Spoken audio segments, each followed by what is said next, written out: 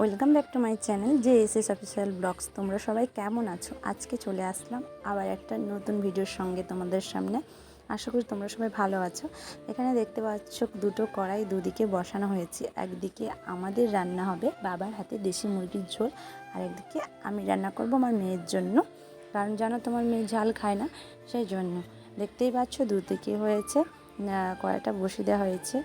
আর আমি ফার্স্টে আমার মেয়ের রান্নাটা এদিকে করছি, দেখতে পাচ্ছ হালকা মশলা দিয়ে।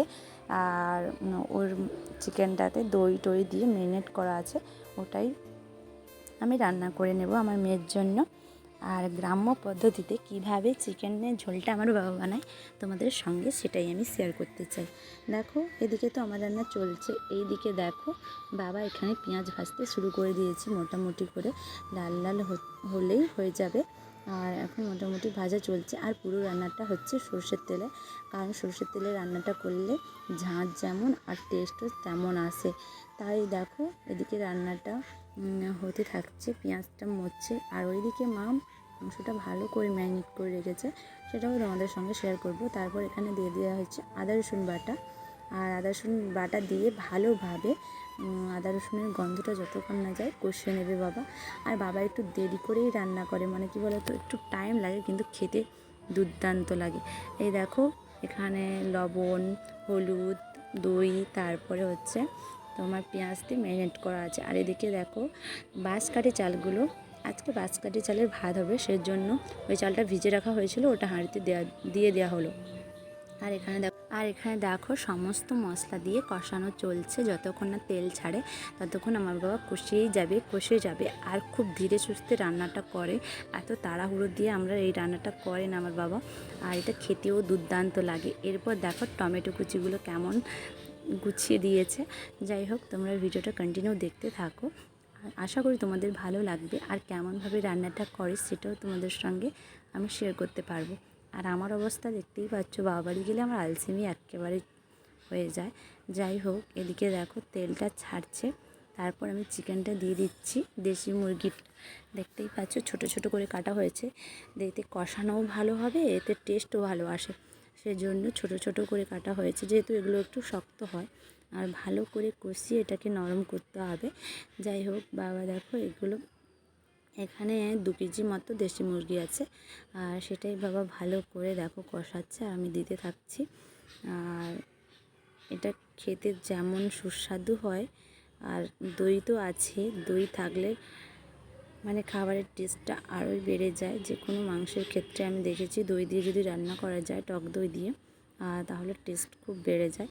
যাই হোক বাবা এটা কষাতে থাক, তোমরা দেখতে থাকো পুরো ভিডিওটা। আশা করি আমার বাবা কীভাবে গ্রাম্য পদ্ধতিতে দেশি মুরগির ঝোল করে সেটা তোমাদের ভালো লাগবে।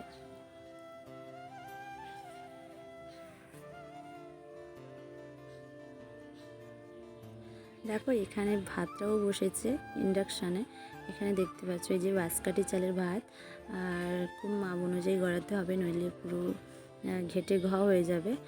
সেই জন্য কাকিমা এখানে বসে আছে, আর আমি তোমাদের একটু ভিডিও করে দেখালাম। পুরো এক হাঁড়ি ভাত হচ্ছে, সবাই মিলে একসঙ্গে খাওয়া দাওয়া করবো আনন্দ করে, সেই জন্য অনেকটাই ভাত হচ্ছে। চলো দেখতে থাকো পুরো ভিডিওটা। আর এখানে আমি আমাকেও একবার দেখালাম, এটা ভিডিওটা করেছি রান্নাঘরে, তাই সমস্ত কিছু অনেক কিছু জিনিসপত্র আছে, তোমাদের ওটাও লক্ষ্যে পড়বে অবশ্যই। যাই হোক দেখো বাবা সুন্দর করে কষাচ্ছে, ধীরে সুস্থে করে, কোনো চাপ নেই, আস্তে আস্তে করে মাংসটা কষাতে হবে। যত ধীরে ধীরে করে করতে পারবে, মাংসটা কষাতে পারবে, ততই টেস্ট বাড়বে। আর আমরা কি করি, তাড়াহুড়ো করে রান্নাটা করে ফেলি, এই জন্য মাংস তেমন টেস্ট আসে না। যত ভালো করে কষানো হবে ততই মাংসর টেস্ট। এই যে দেখো এই যে তেল ছেড়ে গেছে দেখতে পাচ্ছ, তবুও এখনও কষাবে, কারণ যতক্ষণ না মশলাটা চিকেনের গায়ে লেগে না যায়। যাই হোক কষা হয়ে গেছে, দেখো চিকেনের গায়ে পুরো মশলা লেগে গেছে, আর এখানে তেলও ছেড়ে দিয়েছে, এখন কষা বের করে দিয়েছে। আমি আর ভাই মিলে খাচ্ছি, সেটাই তোমাদের সঙ্গে শেয়ার করছি। এতে কষা মাংস তো দুর্দান্ত হয়েছিল, আর কষা আমি যখনই বাবাড়ি আসি কষা আমি খাই। আর এই দেখো এই যে ঝোল দিয়ে দেওয়া হয়েছে, এটা এখন ফুটলে এর টেস্ট আরও দ্বিগুণ হয়ে যাবে। যাই হোক ফুটতে থাকুক, তারপর দেখাবো একদম লাস্ট পজিশানে কীভাবে রান্নাটা কম মানে দেখতে হয়েছে তোমাদেরকে, আর সেটাই তোমাদের সঙ্গে শেয়ার করব।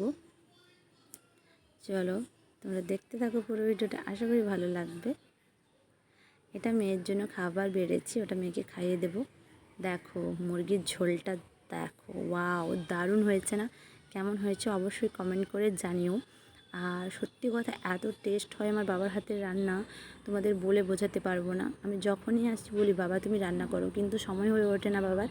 কিন্তু মাও রান্না করে ভালো, কিন্তু বাবা একটু ধীরে সুস্থেই রান্না করে। আর এখানে দেখো চালটাও সুন্দর ঝরঝরে হয়েছে। আর এখানে আলু ভাজা ছিল, আর সঙ্গে তো ছিল দেশি মুরগির ঝোল। আর কি চাই দেখো। তাই একটা এখানে ছিল জুড়ো জুড়ো আলু ভাজা, আর সঙ্গে ছিল দেশি মুরগির ঝোল। তাহলে আর কি চাই বলো? একটা বাইট তোমাদেরকে দেখাবো আর কেমন হয়েছে। এই যে দেখো ঝোলটা নিলাম, তারপর ভাতে মাখাবো।